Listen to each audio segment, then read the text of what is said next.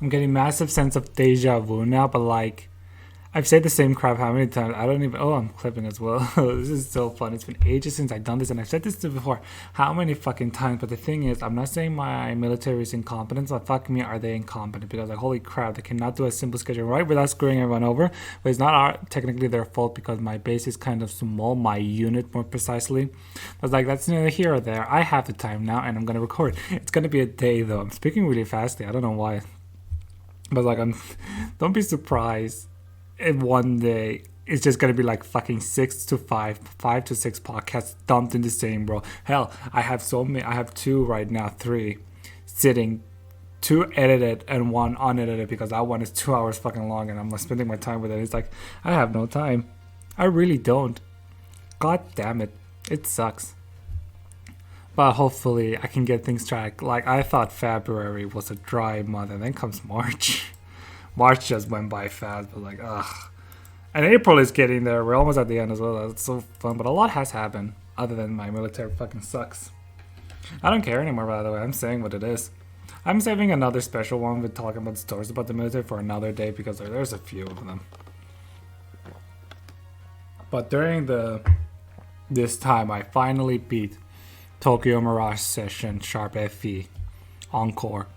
And I loved it. Honestly, I thought after Persona 5, I will have like, I've mentioned this how many times, but I do not like Persona 5. For me, it was such a massive disappointment as a Persona fan. As a whole, for me as a JRPG, I was just not happy with it. And it sucks because it took me a while to realize this. It only took me until I played through Final Fantasy 15 and Kingdom Hearts 3 that I realized, yep, I just do not like Persona 5. But then I thought maybe it's because I'm getting tired of JRPGs as a whole. Maybe that's why I didn't like Persona 5. I just burped.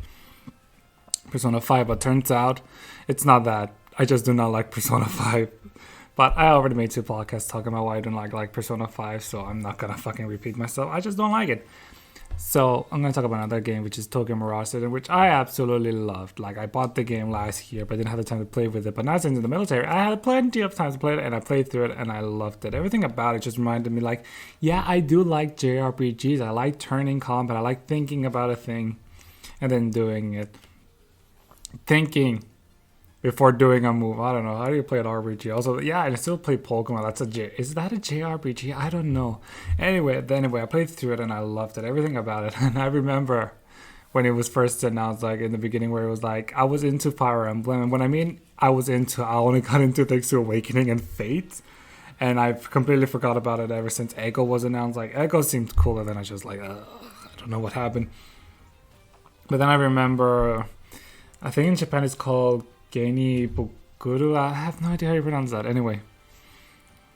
And I remember it was announced and it was like, oh, Shin Megami Tensei Sharp X Fire Emblem. I wonder what this could mean. And then the real trailer dropped and it featured reincarnation. And I was like, whiplash, because like, you don't expect that. And then they did it, and that amazed me because like Reincarnation is a good song. It's a fucking bop. All of the game's vocal track, which is like 18 in the original game, but with Encore it's another 19 in the original game, and 3 more plus with the Encore edition. Even though 2 of them is actually a cover song from the base game, whatever. Anyway, a lot of the vocal tracks in the games are an absolute bop. I love them all. I'm gonna go through one of them each because I really like them a lot. And I remember that trailer dropped and everyone was like, what the fuck is this? It's such an odd thing to do because like when you think of Shin Megami Tensei and Fire Emblem, you just don't think about idols and all that crap. So he let a lot of people skeptical about I can't even speak English anymore. Skeptical about the game. But for me, I was excited because I absolutely love Reincarnation. I was all into J-pop back then. I'm still sort of am, even though I'm not like in the fucking, not really up to date with the modern crap because like I'm really bad with Kibby Goblet stuff. I'm someone who doesn't like change, it seems. So I was excited. And then I was even more excited because it was around the same time Fire Emblem Fate. Back then it was called If in Japan. That was also getting released in the West, and that was getting a dub as well. And I was really happy for the Fate version of dub because they translated If Hitori Omo, which was translated to Lost in Thoughts All Alone. They translated that song fully into English, and I was really excited because like when it was first announced, they were like, "Oh yeah, we're gonna dub over Tokyo Mirage Session. We're trying to find actors who can sing and voice at the same time." Because I remember in interviews and all that stuff, and then it was announced that they're not gonna fucking dub the game because it's so poorly in Japan, and I'm like, "Gosh darn it!" Because I was really, and it doesn't help that you can actually still notice traces of them trying to dub all the song because most of it either have a PV for the music, like for Reincarnation Field, Black Rain, Raindrop Memories. If you read the English subtitles, official ones, most of them are actually trans lyrics, which is like they're just singables. Most of them are, and I'm like, you put so much effort, why not? And it's like, and when Encore was announced, I was hoping they would do it, but even then they still didn't do it. I'm not saying that the Japanese, the acting in the Japanese was bad. It's really good. It was like I wanted that English dub, but I guess it's never gonna happen. So that's sad. So when back in the Wii U era, when the game was announced and they say they didn't gonna dub it, my interest for the game dropped then and there because like I was really looking forward to the game's dub because like come on, they're really good. So and then it went by, it released, it didn't sell well obviously because like all that crap was going against it with the Wii U and all that crap. But then the Switch came, completely saved Nintendo. Not saved, I don't know, was Nintendo in trouble then? Anyway, the Switch came out, the Wii U died, and then Nintendo slowly ported every game to the Switch because like this Wii U had good games, but the console sucked. And I was like, okay, they're gonna do it for Tokyo Mirage Session because for crying out loud. And when they do it, I will buy it. And then they did. And it was cool because they announced one new song, which is She Is, which is a nice bop as well. And I was excited because like, yay, it's Tokyo Mirage Session. I always wanted to play it. But then I played through Persona 5 and I'm like, I am not touching a JRPG again. But then I still bought it because like it seems interesting. I love the music for the game because despite it not having a dub and the game was released on the Wii U and all that crap, I still went through the soundtrack because I thought the soundtrack was really good. The main composer, Yoshikai Fujisawa, who did I don't think he actually did any of the vocal tracks. I think he only did for the arrangement for the Fire Emblem main theme actually. The rest did not. The rest were like guest stars and all that crap. And I loved his work in Kuseki no Kuni, Land of the Lustrous. It surprises the fuck out of me when I realized like, oh wait, they're the same fucking guy? Like talented artists all around, by the way. Anyway, and I love the soundtrack, and I'm like, I like the soundtrack, I'll probably like the game. And then I was skeptical because like I did the same thing with Persona 5, and look how that turned out. So stop mentioning Persona 5. Anyway, and I played through it, and then I realized, yeah, Tokyo Mirage Session is a really good game. I like JRPGs in the end of the day. And the thing I like about the game's gameplay, it's like a JRPG, but the sessions, the main gimmick of the game, I love it because it can really turn the battle into heads. Like you could be surrounded by a group. It can be like 3 against 5, but if you do the right sessions, it can really cut down. Like you can finish a fight in the first move, and with the added fast button, which was not in the Wii U version because that would have made the game really, really slow. Like in general, I think the Wii U version was slower because like they really optimized Encore for the Switch. Judging by articles and all that, I haven't played the original Wii U version, so I don't know. Can't have my hand experience on it. Even though I do want to buy a Wii U, oddly enough. So I love the gameplay for that. Even though it's like the basic Persona Shin Megami Tensei, you have weakness and enemies have weaknesses. The thing that makes Tokyo Mirage Session Sharp FE, I'm gonna fucking say it all, it's definitely Session, and it really just adds it. Also the fact when Utsuki dies and it's not an instant game over, that's fuck me, that's an amazing addition. I wish all Atlus games will do that. Itsuki in general, which I can never pronounce his name without getting an aneurysm, mind you. He's like the best protagonist I've seen in a while compared to every other Atlus game because like fuck me, he had a personality. That's amazing. I love that. He like sure it is bland to no hell, but then like that's his personality. He's just a regular ass dude thrown into a situation like that, and the people around him are the funky ones. And that's just I love it so much. It's so good. And then another character. I guess I should go to character. I like it good. I like them all actually. They're smaller compared to Persona 5, and I'm like, it's for the better. You don't have a lot of side crap to worry about. Even though some side characters are actually fucking interesting, like Tiki is my wife for that. She has like such short screen time, but yeah, she was fucking memorable than most of the fucking confidants in Persona 5. I said it. I know what I've said. Anyway, then you have Tsubasa, which other than her design weirding me out because like, oh my god, I don't think can I take 18-year-old, 17 in the original Japanese version have that size of breast because that's like, it seems weird. Also, I guess I should mention the game censorship. I don't care. Real honest, it didn't really ruin it. I didn't even notice it. I think some of them was for the better as well. Like Tsubasa's feel outfit, feeling good, I think it's called or something. Like it looked better in the Western version because like come on, it looks better in the original version. It's just like a black fucking bra. The little added white stripe and the black stripe on top is like it looks modern. It looks fashionable. I like it. Also, for some reason, I didn't add the swimsuits though because I was in the original Japanese version. They censored that one, and I'm like, oh, that's disappointing. But like, I can't blame them. But anyway, Tsubasa as a character. She's absolutely funny as well. Some of the dialogue in this game is hilarious. And I think most of it's because of Tsubasa as well. She's fun, and that the fact that she had like all of the characters are good. And I like Tsubasa. Her songs, I don't know, how should I format this? It's been ages since I've done this. Anyway, her songs feel maybe friends made me lovers. Okay, give me as a duet. I like that one, but it fits more with Kiria. And then you have Dreamcatcher, which was with Eleanor. And then you have Fly, You're My Wind. They're really good. They're soft voice, especially Tsubasa's voice actress, Inori Minase. It's just like, they're really, really good. But anyway, this reminds me, for some reason, in the Encore version, there's like an added dungeon. And it had more voice acting in it. And she sounds off in them for some reason. I guess it's because of different voice director, I want to say. Her singing voice is still fine, though. And it's great, and I love the thing I like Tsubasa is she in the beginning she mentioned her sister who disappears in that mass disappearance. The fact that in the first chapter you fucking take care of her sister, like you hear about her and you think like, oh, she's gonna be towards the end of the game as the conflict. No, she's in the first chapter as like the first boss, and that's it. And I like that's actually fucking cool. I liked it. And it's like a lot of the characters are quite simple actually, like their motivations and all that crap is quite simple. Like Tsubasa just wants to be an up and starting idol, and she slowly works out to the goal despite her being shy and all that crap.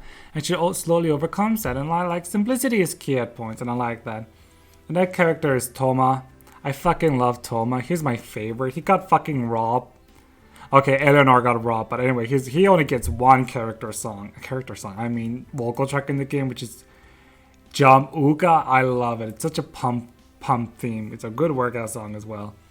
I like him. Like with Tsubasa and most of the characters, his motivation and personality is quite simple, but that one makes them shine because like I wouldn't even call them tropes as well because they're handled so much better, especially compared to Persona 5. And I like that because like and the fact that he's into I don't know Power Rangers Sentai, I don't really know. He's really into them unapologetically. Like he's into it and he doesn't care what other people will think about it. And I'm like, yeah, that's how you should live life. I love it. And then you have Kiria. Her songs are the best in the games, definitely like Reincarnation, The Labyrinth, and then you have her cover of Dia Witch, Sweet Witch, which is used in the second chapter. Yep. They're nice. They're really cool. Her vocals by Yoshino Nanjo, she's really good. She has powerful. I love the fact like Reincarnation took 9 takes to make to do right. I was just like, wow, that takes a lot of work. Again, I like her conflict is like the public has an image of her being cool and all that crap, even though all she wants to do is be cute stuff, and I like that. It's like, it's good, and then she lives like, oh, I can have both, and that's her resolution. It's like, I can be cute and cool, watch me do it, and she does it. And then you have Eleanor. I like her conflict, the fact that not all the characters is about singing and idling, she was more about acting, which I feel like diverses the cast a bit. And the fact that she's biracial is like, you don't see that in a lot of games. I mean, Japanese game, like in Persona 5 and all the other games, I don't think any of the main characters have any diversity. It's not like it's a bad thing, mind you. I don't really care if someone is foreign or not, but it's like the fact that it's one of her character traits, it was really cool, and I like how it was a conflict. for her. And the fact that she's all about Hollywood reminded me as a kid. When I was a kid, I really wanted to be like a fucking Hollywood actor for some reason. And my grandfather fucking supported that dream with all his heart. And it was amazing. And it reminded me of that. So I sort of have a soft spot for her. But god damn it, was she robbed. She got like one song. And it was a duet with Tsubasa. Like the song Dreamcatcher is a fucking good song, don't get me wrong. But it's like, she got robbed, man. She got robbed.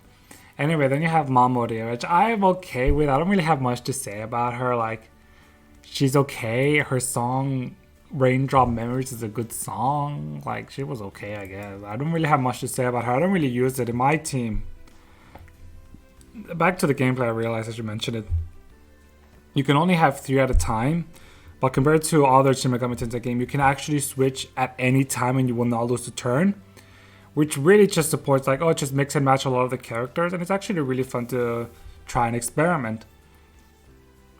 And the last party team member is Yoshiro Tsuruki.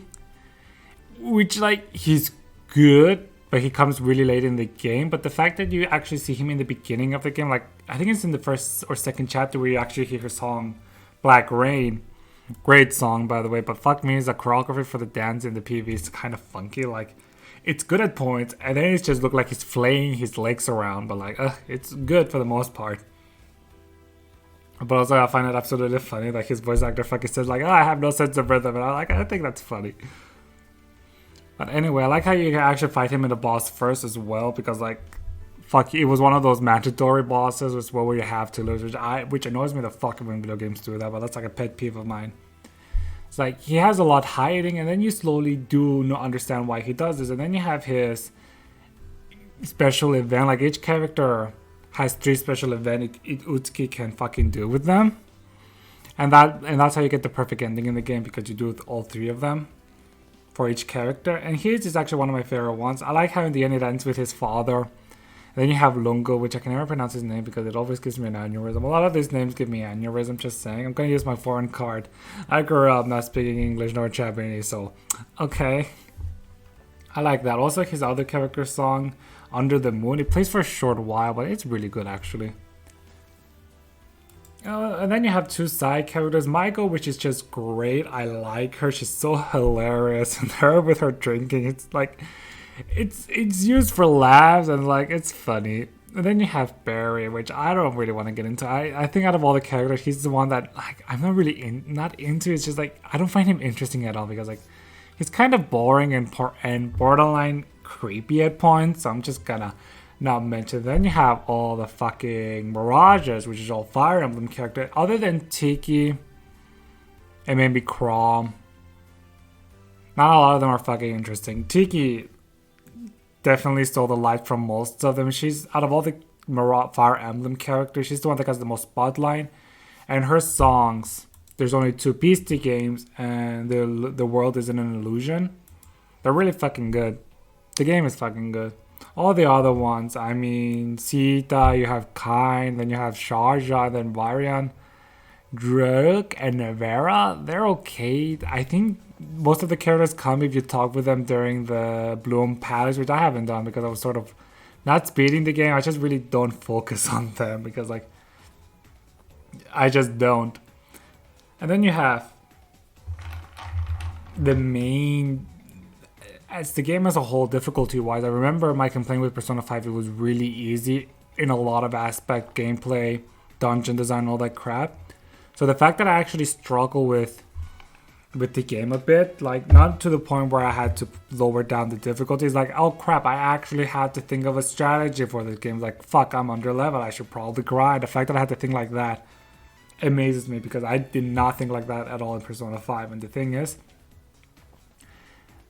the dungeons in the game, some of the puzzles are like, fuck me, they're actually puzzles where I had to use my brain. That's a first.